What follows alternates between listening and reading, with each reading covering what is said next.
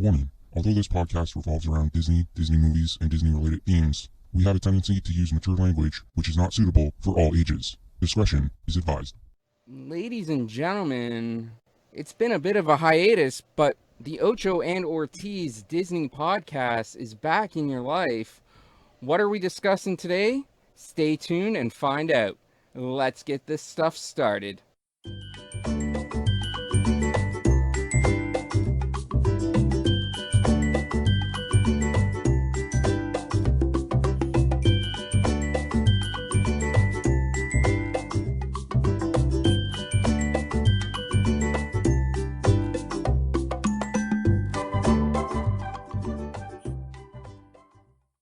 Buddy Josh, how's it going? Oh, it's a going. We are back after some technical difficulties. That is. Yeah. That's why we missed a couple weeks. Yeah, it's gonna be a 3-week layoff. But we are back after 3 weeks. I say 3 weeks because we are recording this on June the 6th. But I am going to be going away this week, so I'm not going to be doing any editing. So by the time this episode actually uploads, it'll have been a 3-week hiatus. But yeah, hopefully everybody enjoyed the bit of the break. We really appreciate everybody that's been sharing the videos and liking the videos and everything on our Facebook page. We had, I think, 57 shares of our last episode on the Muppet Christmas Carol. So yeah, everybody seemed to love that fucking thing. Yeah, so big thank you to everybody that listened to that, who shared it, who passed it around. Saw a lot of comments on that too. Yeah, definitely. A lot of comments. And we certainly appreciate that. We definitely love hearing the feedback. I try to respond to as many comments as possible. So guys, feel free to leave us comments, whether it be on our Facebook page, on our YouTube page, or on any podcast and platform that you're listening to this on. Apple Podcasts, Stitcher, Spotify, and of course Podbean. Ocho and Ortiz DisneyPod.podbean.com. And those social medias, you can find us on Facebook at Ocho and Ortiz DisneyPod. Facebook.com/Ocho and Ortiz DisneyPod. Instagram at Ocho and Ortiz DisneyPod. And on Twitter at Ocho Ortiz Disney. So be sure you give us a follow, like, and a listen. And again, leave us some comments. Hopefully everyone is doing well. I know there's a lot of unrest in the world right now, a lot of crazy shit happening. We're not going to get into that. And the reason we're not going to get into that is because we're here for entertainment purposes. We know people sometimes need a bit of an escapism from the shit that's going on. So that's what we're here to provide. So we're going to get down to the nitty gritty. Josh, you picked this week's episode, so why don't you tell everybody what you decided that we were going to review this week? Well, with this, at the time, the second release, because we watched this like 2-3 weeks ago now. I just rewatched it again. Yeah, you rewatched. I didn't think like that. They had just released Maleficent 2 onto Disney Plus, so I had just watched that, and I thought, you know what, Let's do Maleficent 1, something you have not seen. I really enjoyed it when it did come out, and I hadn't seen it probably since it came out. So, yeah, I wanted to do Maleficent. Yeah, and that's what we're going to get into. And this is a different spin on Maleficent because in Sleeping Beauty, Maleficent is really just the pure evil villain. And she is known in Disney as one of the most evil villains in all of Disney animated history. Yeah, I mean, in Descendants, Beast calls her the most evil person of all time, right? You had to throw in Descendants, didn't you? I mean, as soon as you said that, the quote kind of came to my head. I wasn't even thinking about it, but as soon as you said that, that quote literally popped into my head of when in the first movie when Ben says Maleficent's name, his father just fucking freaks out, going, "Oh my God, she's the most evil person in all the land," or whatever it was.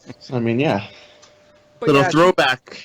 She's definitely known as the most evil, one of the most, if not the most evil characters in all of Disney films. So this actually provides a little bit of a different spin on Maleficent, though. And in this one, and I'm sorry if people hear in the background, I am doing laundry, so you may hear the washer and dryer going because I can hear it in my headphones.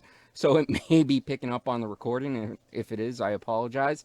But in this episode, it's really, they're trying to redeem Maleficent. They're actually trying to make her more of the heroine than anything else. Yes, they get into her being evil, but they show that there's a reason as to why she's evil. So, you know, it's sort of that moral of the story is that everybody has a good side and everybody has a bad side, except the king, who is just completely evil in this movie after a certain point. But Josh, this was your movie, so do you wanna get us started and get the discussion going for it? Yeah. Well, I mean, it starts off as when Maleficent is just a child.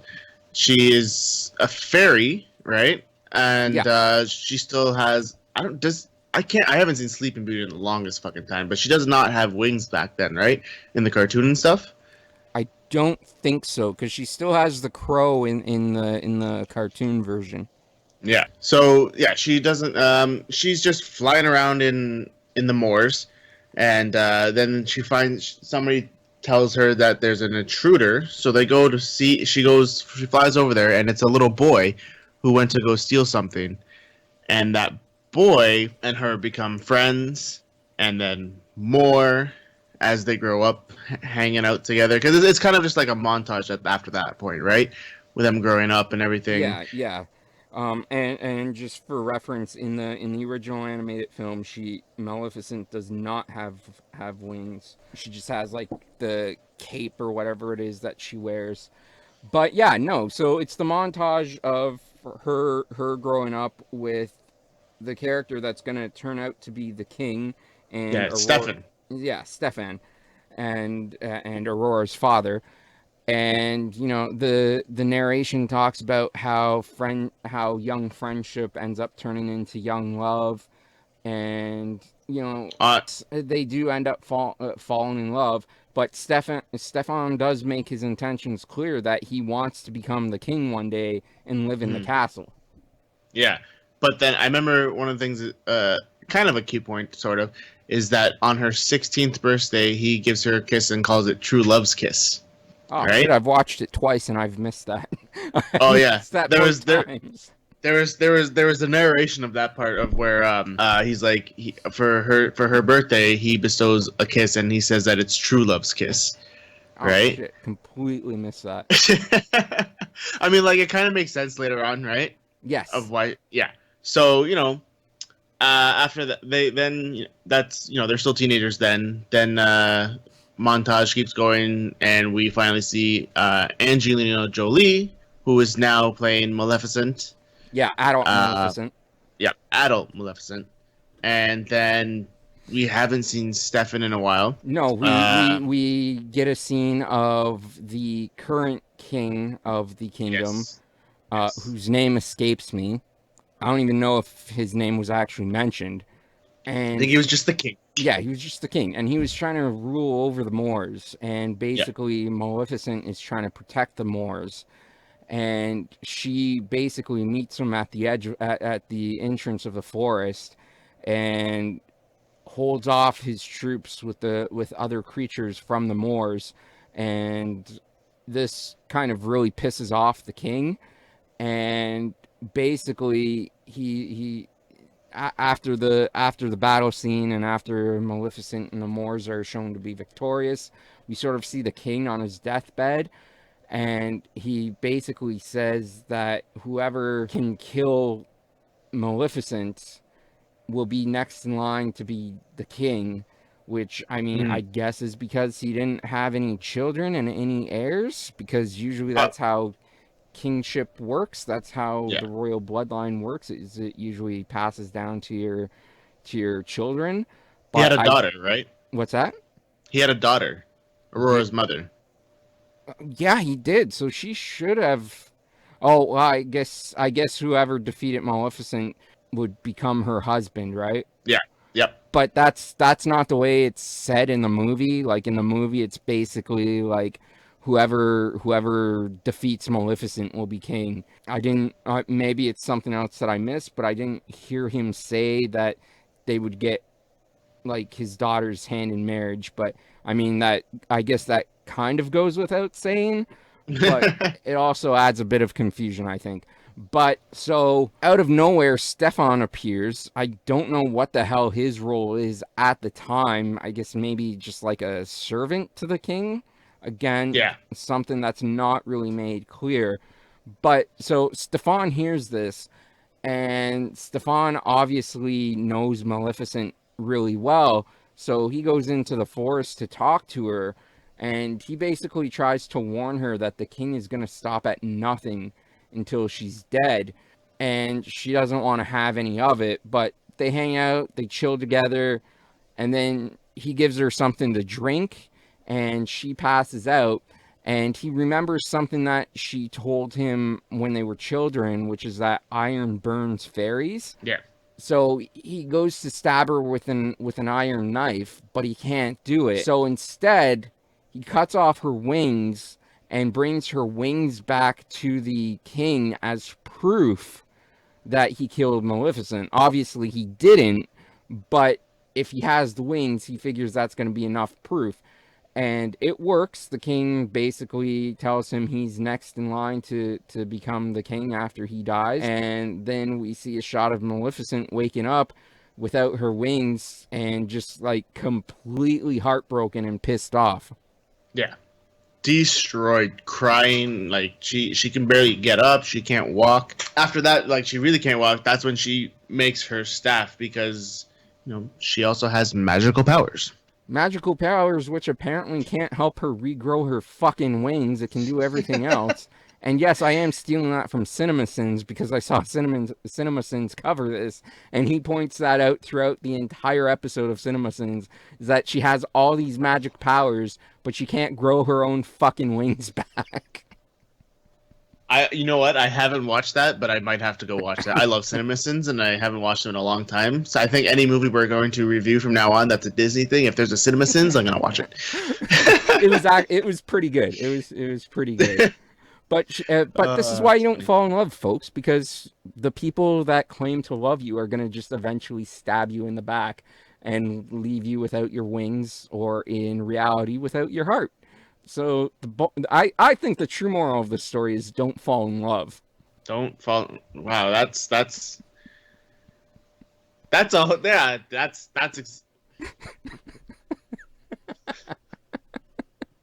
I have left Josh speechless. If that's what Disney's been trying to say for years, boy, did we interpret the rap wrong. That's been their whole message for many years. Don't fall in love. Yeah, apparently. But so she gets pissed off, and anyways, we then see a raven getting attacked by some of the king's men who have dogs with them, and it's basically the dogs that are attacking the raven. And she helps save the raven by turning him into like a humanoid male and basically using her magic to scare off the guards and the dogs and everything. And so what's the name of the character for the raven? Oh, give me 2 seconds. Fuck, what is his name? I think it starts with the D. Yeah, Diaval. Yeah, Diaval. So he basically is thankful to Maleficent, and as a way of showing his gratitude, he says that he is now her servant, and he asks if there's anything that she needs, and that's when she says, "Wings. I need you to be my wings." So she basically has him as the lookout to see what's going on in the kingdom with King Stefan. And a little bit of time passes, and then we find out that the king and queen are going to have a daughter, Aurora. So Duvall like goes back to Maleficent and lets her know, and so she's intrigued by this obviously because she wants to pay back Stefan and hurt him the way he hurt her. So it's the day of Aurora's christening, and we have 3 fairies from the Moors that come and attend. And from this point forward, I'm going to refer to them as the 3 fucking morons because that's what they are. And okay. I don't know if you've ever seen. Have you watched the Harry Potter movies? no. Oh my god. Okay. I don't know if you would get it then. Never mind. So we have the 3 fucking moron fairies that have come to bestow gifts of upon Aurora, and one of them is the gift of beauty, one of them is the gift of kindness, and I can't remember if we got to the third one or if Maleficent interrupted before the third one was given out. I think Maleficent interrupted. I think as she was about to say it, Maleficent walked in. Yeah, I think so.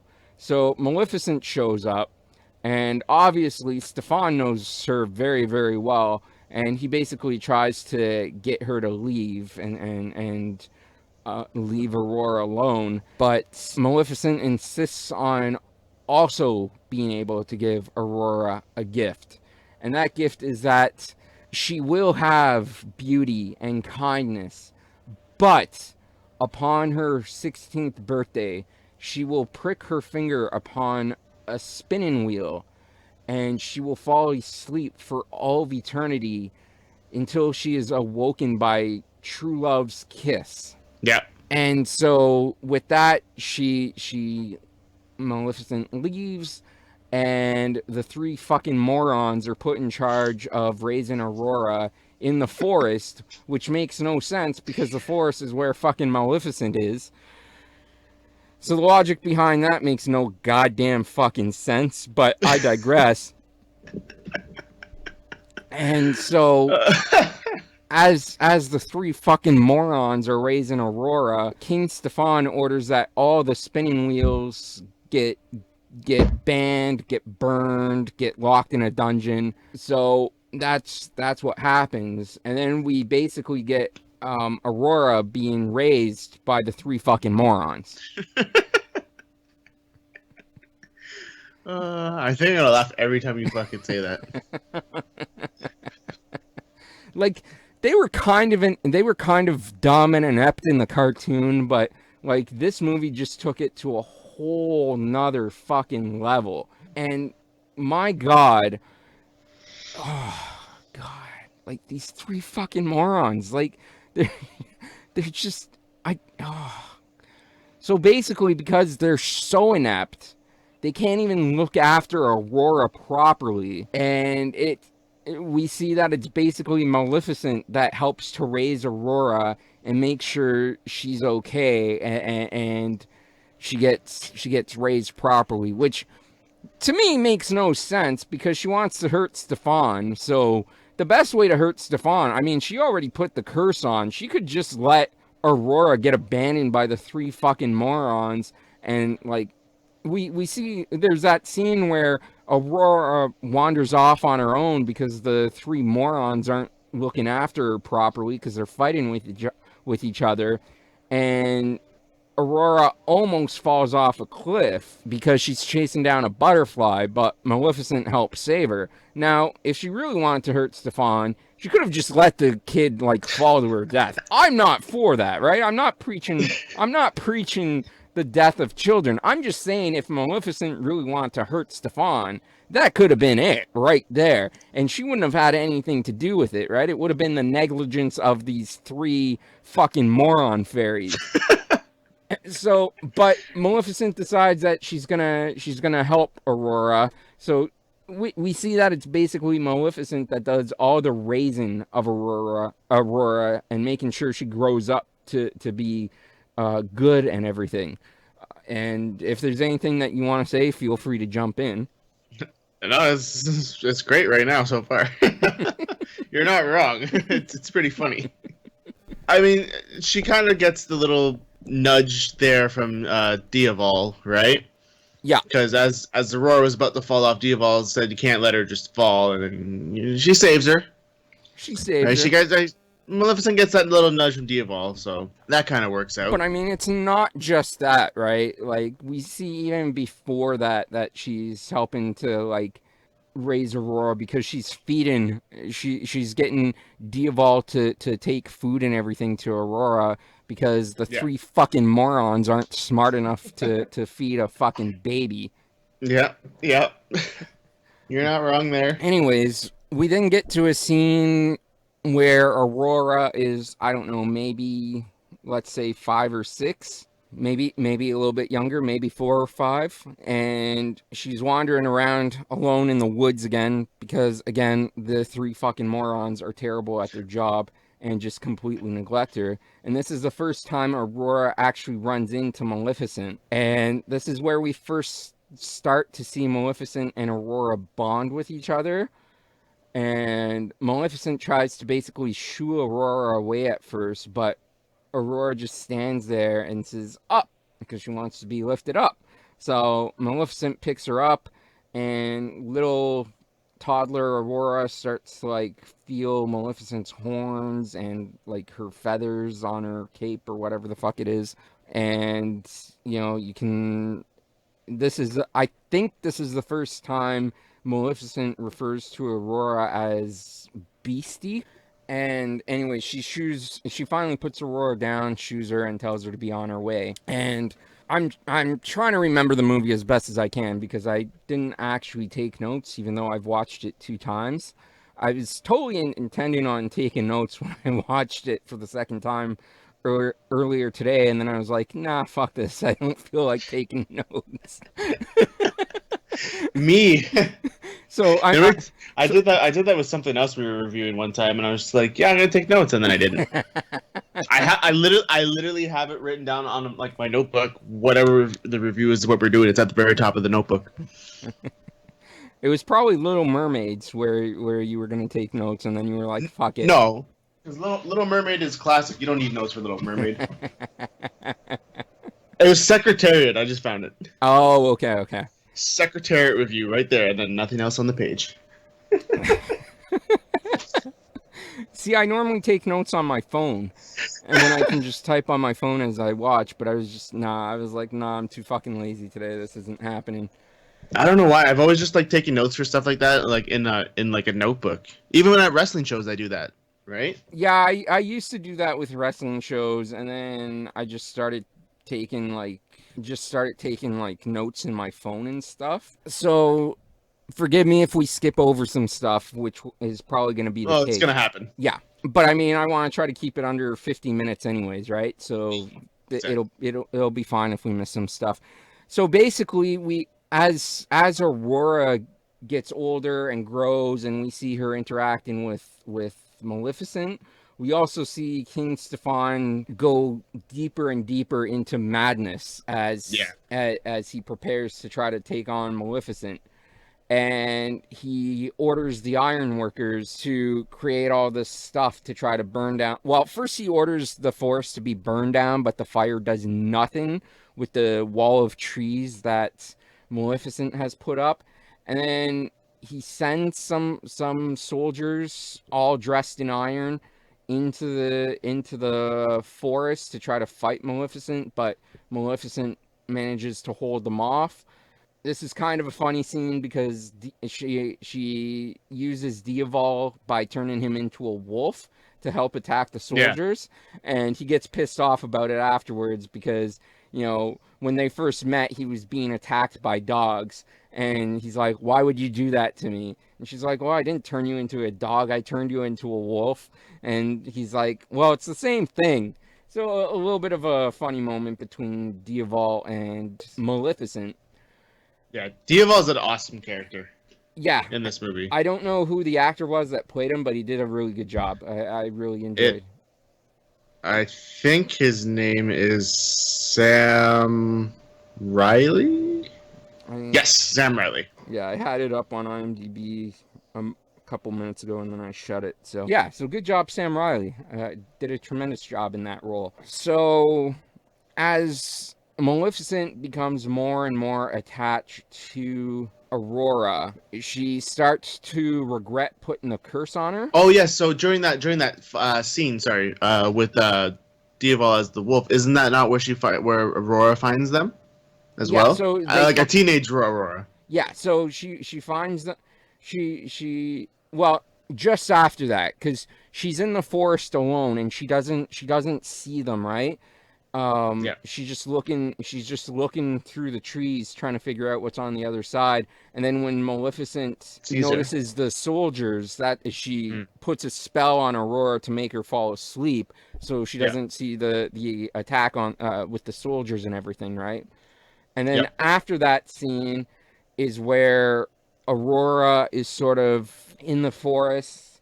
Basically, Maleficent is testing her Hmm. to test her heart to see how pure her heart is, right? So Maleficent hides in the shadows and allows the creatures of the moors to like show themselves, because ever since she turned into mean Maleficent, everybody's sort of hidden out of fear of her. So all these sort of glow up creatures appear in the forest to Aurora, and Aurora interacts with them and she's playing with them and everything. And then all of a sudden, these glow up creatures, I don't know what they're called, they sense Maleficent, so they take off. And then Aurora kind of senses Maleficent, and that's when she's like, "It's okay, you can come out. You don't have to be afraid of me." And that's when Yeah. Maleficent replies with, "It's not me that's going to be the one that's afraid." And so Maleficent shows herself, and Aurora's like, "I know you. You're my fairy godmother. I've seen you in the shadows taking care of me my entire life," which kind of takes Maleficent aback, because she didn't expect Aurora to see her as her fairy godmother. Hmm. Like, Aurora sees the good in Maleficent, and Maleficent wasn't prepared for that. So that's sort of when the tides start to turn, and when Maleficent starts to regret putting the spell on Aurora. So anyways, they get to talking, and Aurora is all excited and everything. And then I guess Aurora starts talking too much, and Maleficent doesn't want to catch the feelings too hard. So that's when Maleficent puts Aurora back to sleep and puts her back in the house. And as Aurora is sleeping, Maleficent tries to revoke the curse, but Yep. because when she put the curse on, she used the words that there is no power that will be able to break this curse other than true love's kiss. She's unable to revoke the curse. I didn't catch that the first time I watched the movie. I'm kind of glad I'm kind of glad I rewatched the movie for a second Hmm. time, because Yeah. I was prepared to rip that scene, because when I first watched it, I thought she had successfully reversed the curse, but Hmm. watching it back, she's unable to, Yeah. because the words from her original spell come back to hurt her, and she can't break the curse. So that was something I only noticed upon the second viewing of it. So anyways, it's getting closer and closer to Aurora's 16th birthday, and I think it's the day before her birthday. She meets the prince in the forest, Prince Charming, and they're sort of talking to each other and everything. And the prince is letting her know that he's on his way to the castle to see the king. And anyways, they have a brief interaction. He takes off, and Aurora has decided that she wants to live in the moors with Maleficent, and she's made that clear to Maleficent. And basically she says, "I'm gonna tell the three fucking morons that have been raising me completely inadequately." My words, not hers, for the record. And so she goes to talk to the three fucking morons to let them know that she wants to stay in the moors forever. And they're kind of shocked by this, because they're fully expecting to take her back to King Stefan, and they want to go back to being fairies again, because they've had to make themselves human and not use their powers or anything while they've been taking care of her. Because they haven't done jack fucking shit to take care of her properly. Sorry. But so they sit her down and tell her everything that happened, that basically Maleficent has put a spell on her, and that, you know, she is the daughter of the king. And I guess I kind of skipped over the part where her mother dies.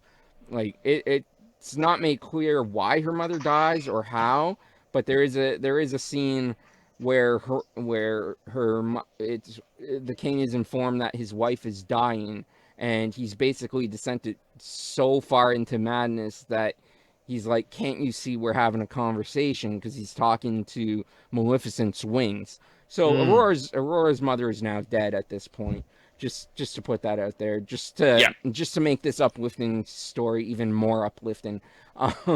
So, anyways, she finds out what happens, and she goes to confront Maleficent to find out if it's true. Maleficent lets her know, yes, it is true. And so, you know, Aurora, kind of heartbroken and angry, grabs a horse and takes off back to the castle. Yeah, this is her birthday that she takes back to the castle now it is the day of her birthday, so she's taken back to the she's going back to the castle, and Diaval points out to Maleficent that the prince is their answer, right? Yeah, the prince that she had met the day before. Yeah, so, Prince Philip. So if they can get the prince to kiss Aurora, everything will be fine. So Maleficent puts the sleeping spell on the prince, makes him fall asleep, and they race back to the castle to try to reach Aurora. And Aurora makes it to the castle first. She's presented to the king, and this is basically the first time that the king has seen her since she was a baby, probably like a couple days old, because, you know, you get christened like after a couple of weeks. So she was only a couple weeks old when he last saw her, so he doesn't recognize her at first.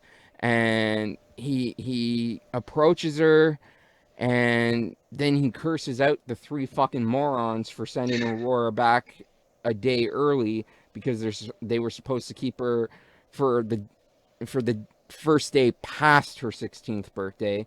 Yeah. And so he curses out the three fucking morons, rightfully so, because they're three fucking morons. And so anyways, he orders Aurora to get locked in her room, which fucking made me laugh, because, you know, she hasn't been in the castle for like since she was a fucking baby. How does she have her own room at this point? He could have just said put her in the dungeon or what the fuck ever, but saying her room, like, what the fuck? You've descended so far into madness. I doubt you've done any preparations to create a room for her. But you know, I digress. Let's pretend like he actually did set a room aside, because that's what he says. Send her to her room and lock her in there for the next 24 hours. So she gets sent to the room, and in the meantime, Maleficent is still racing to the castle with the prince to try and make it to Aurora on time. But Aurora manages to get out of the room, and at this point the magic is compelling her, right? Like, she's looking at her finger, she's got a weird sensation in her finger, she's looking at it, she keeps rubbing it, and the spell has pretty much taken over at this point, and the spell leads her into the dungeon where all the spinning wheels are. And great fucking job of burning the spinning wheels, because they all seem to be intact, like 1,000 of them. It's just a room fucking full of spinning wheels. And she goes up to one and she pricks her finger on it, and then she goes under the spell and she's asleep now. Anyways, Maleficent finally gets to the castle with the prince, and she deals with the three fucking morons. And then she tells the prince she sends the prince in first, and the prince deals with the three fucking morons, and the three fucking morons tell him to kiss Aurora.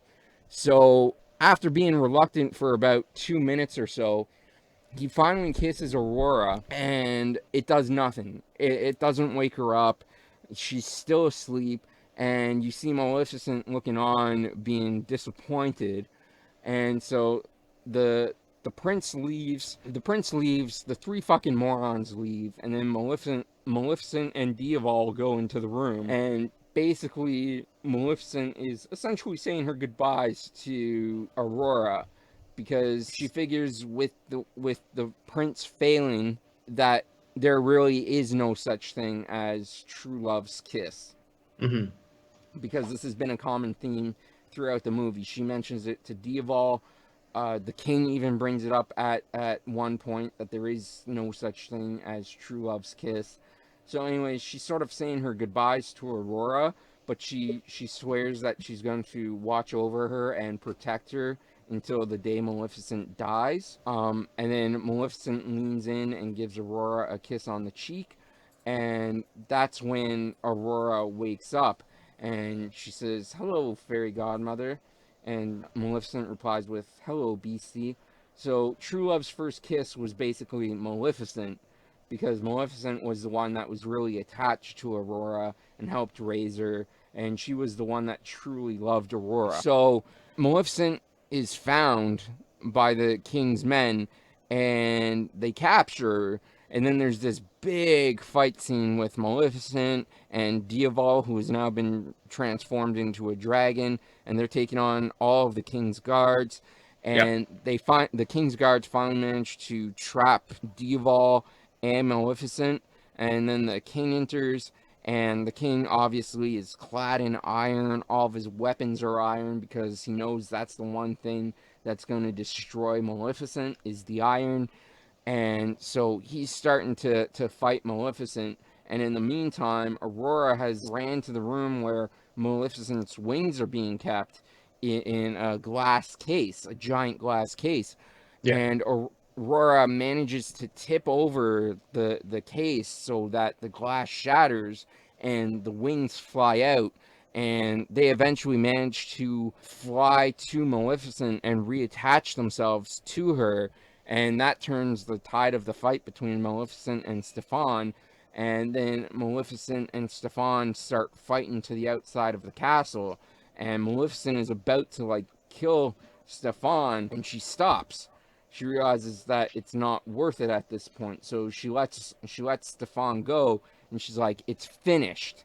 And she goes to turn her back on him, and he goes to attack her again, and he ends up falling over the side of the tower and falling to his death, because, again, uplifting story with uplifting results. And so anyways, because he dies, Aurora is now the king. Or, sorry, not the king. Aurora is now the queen. I don't know what the fuck happens to Prince Philip, because it's not stated at the end of this movie. But we see Maleficent, what's the word I'm thinking of, doing the coronation for Aurora in the forest of the Moors. Yeah. And basically Maleficent says, "You are now ruling over both kingdoms." And, you know, that's when we hear the narrator talk and say, you know, "Not all stories are how they seem, and I should know, for I am the one that they called Sleeping Beauty." So we find out that the narrator, who isn't used a lot in the film, just sort of at the beginning and the end, is actually supposed to be Aurora.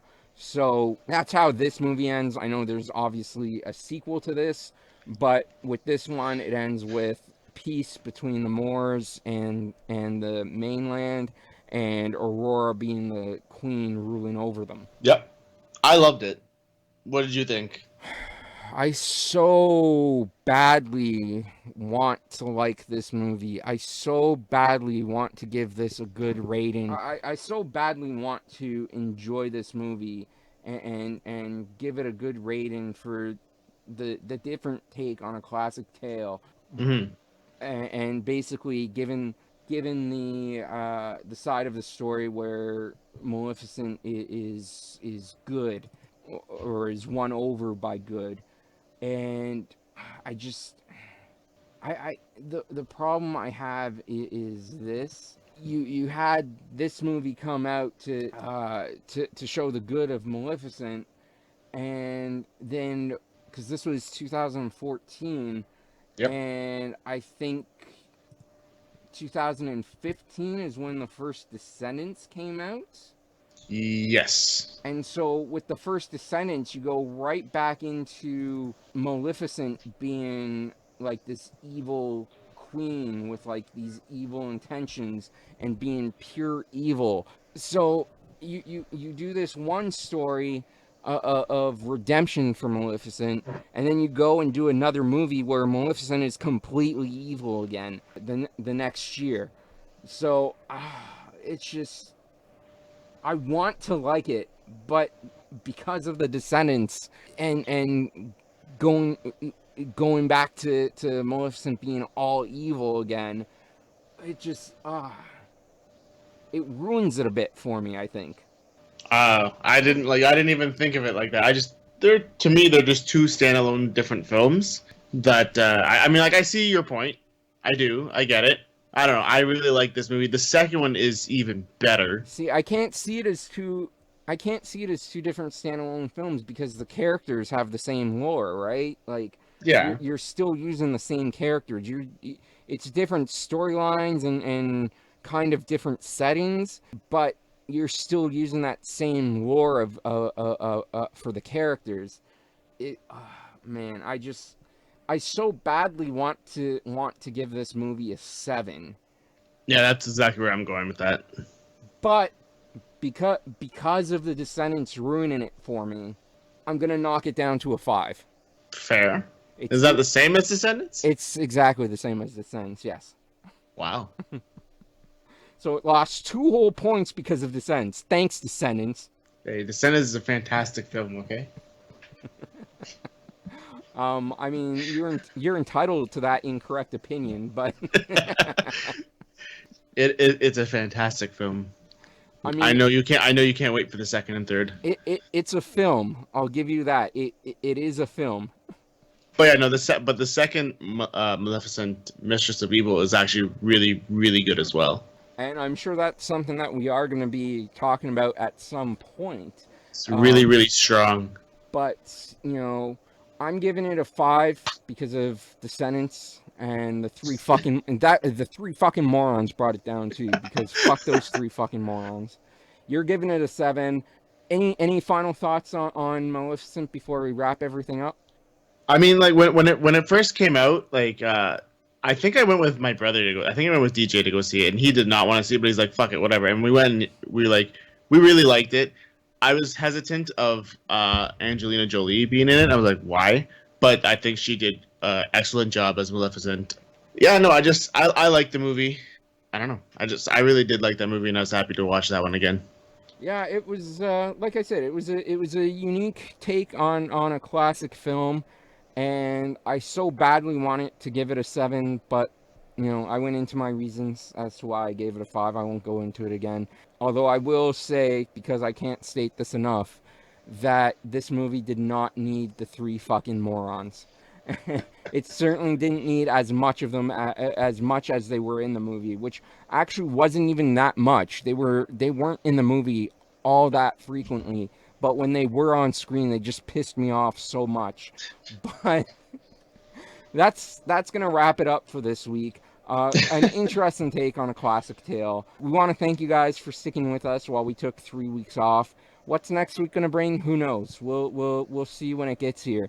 But like I said at the top of the show, you can find us on most major podcasting platforms. We're on Stitcher, Spotify, Apple Podcasts, and our main source of uploading is Podbean, Ocho and Ortiz, DisneyPod.podbean.com. So be sure you're giving us a listen, give us a rating. Ratings certainly help us out more than you guys realize, as well as leaving comments. And you can follow us on social medias, Facebook.com/Ocho and Ortiz DisneyPod, at Ocho and Ortiz DisneyPod on Instagram, and at Ocho Ortiz Disney on Twitter. Be sure you're giving us a follow. Again, I cannot thank you guys enough for all of the shares. Like I said, 57 shares on the last Muppet podcast. And all the comments that we got, I certainly appreciate it. Even The Little Mermaid, we got a ton of shares. And yeah. I don't think we got any comments on that one, but we got a ton of shares. So we greatly appreciate that as well. The shares definitely help as well. So Yeah, thanks. Yeah, absolutely. Thanks, guys. And as always, whether you're listening to this in the morning, the afternoon, the evening, whatever time of day it is, where you are, when you're listening, we appreciate you listening. We thank you for listening, and we'll talk to you next time. Bye-bye.